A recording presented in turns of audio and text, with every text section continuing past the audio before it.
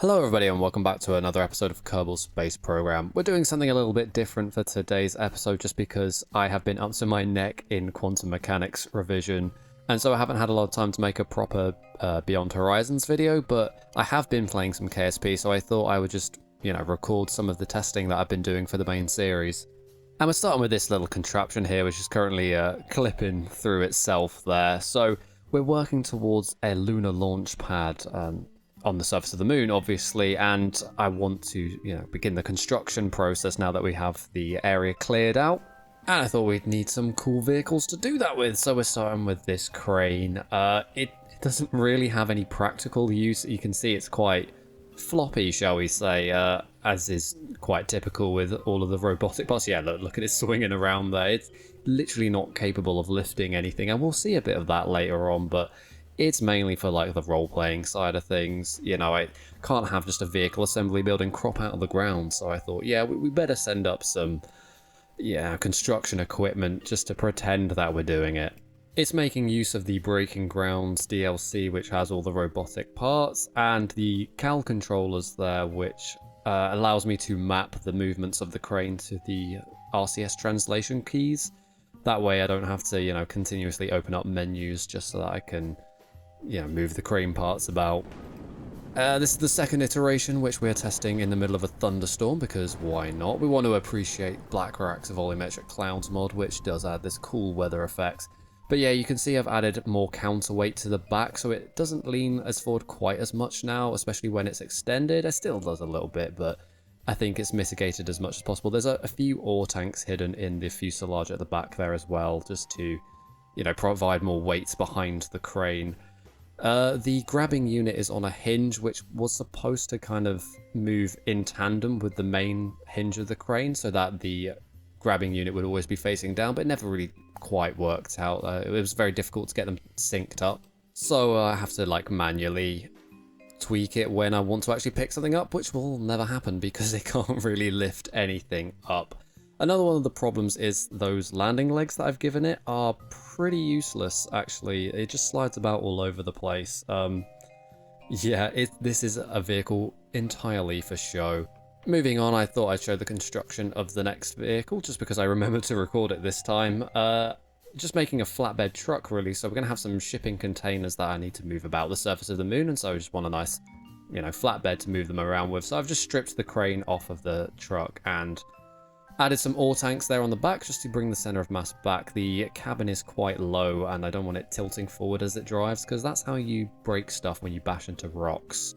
But unfortunately, as we'll see in a bit, it's not long enough for the shipping containers that I want to be putting on it. I also tried this little technique here where I added some pistons and grabbing units. I just didn't want the cargo containers sliding around on the back of the flatbed, but I knew when I made this that this wasn't going to work.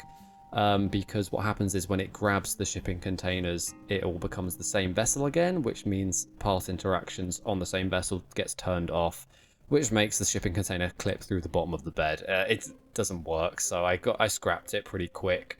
I did think about turning on same vessel interaction for it, but that's when the Kraken likes to come out and ruin everything, so I thought, you know what, it won't slide around too much, it's probably fine.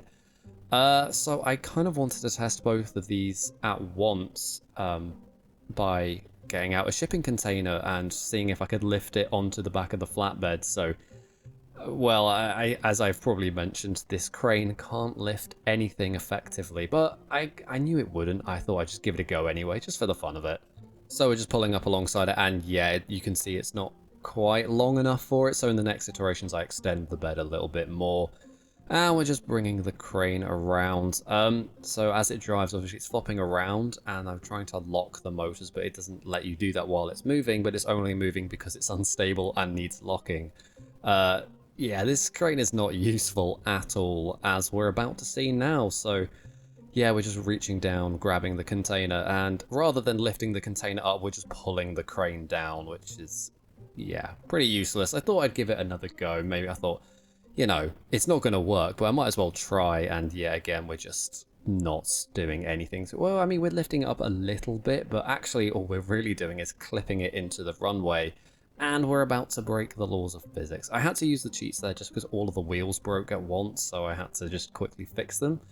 But yeah, it doesn't work, so when I let go, this thing acts like a trebuchet. We could probably make a pretty good catapult out of something like that, but yeah, so we broke the physics of the container, and it's now just floating weirdly on the runway, and Liznard, the good Kerbal that she is, says we're not having the Kraken here, and everything ought to obey the laws of physics, so she reverses the truck to give it a little nudge, just to see if we can get it, convince it to obey the laws of gravity. But it doesn't want to. Like I said, I think it's clipped into the runway, so it's behaving a bit strangely. But yeah, just a bit of robotics fun. It always likes to make the Kraken poke its head out. But yeah, like I said, the crane is not actually for any use. It's there for pretending that it's useful and that we're going to be actually lifting stuff with it when actually it's just there for show.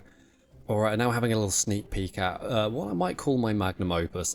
This is Bastion 2. It's a cargo vessel for the moon. I'm not going to say too much about it because if you want to see more about it and what happened to Bastion 1, you'll have to check out the main Beyond Horizon series. But here are the updated versions of the trucks. You can see I've got two of them, so I had to make them lower because as the shipping container came out from underneath the Bastion, it would get clipped into the girders and, well, wouldn't be able to get out, which is not very useful.